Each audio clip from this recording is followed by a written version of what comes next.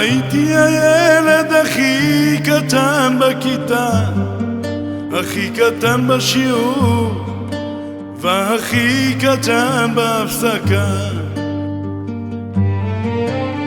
הייתי הילד הכי קטן בכיתה, הכי קטן בשיעור והכי קטן בהפסקה.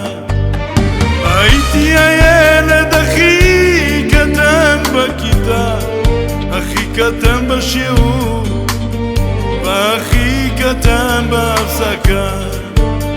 בסוף השנה כשהיו מצלמים ואני הנמוך תמיד עומד בסוף הילדים על ארגז הפוך. הילדים הגבוהים עומדים בשורה ופתאום אני 1.10 מטר, ראשי נוגע בחגורה של המורה.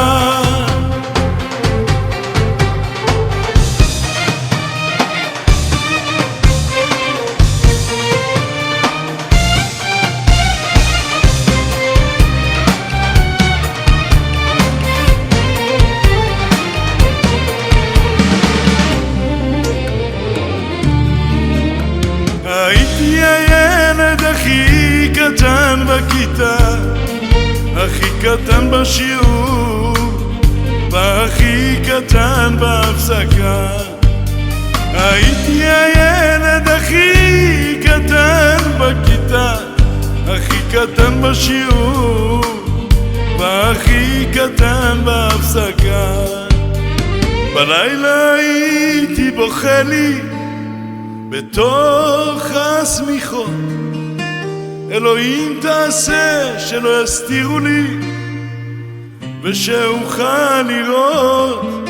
אני חושב שמישהו למעלה שמע את הדברים, כי עכשיו אני גם בן 7 וגם 1.20 מטר. הייתי הילד הכי קטן בכיתה, הכי קטן בשיעור והכי קטן בהפסקה.